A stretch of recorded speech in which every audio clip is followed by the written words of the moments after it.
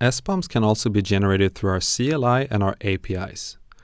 For recurring generation of SBoMs, you can configure your Debricked scan GitHub action to include a step to generate an SBoM, making SBoM generation a regular part of your CI workflows.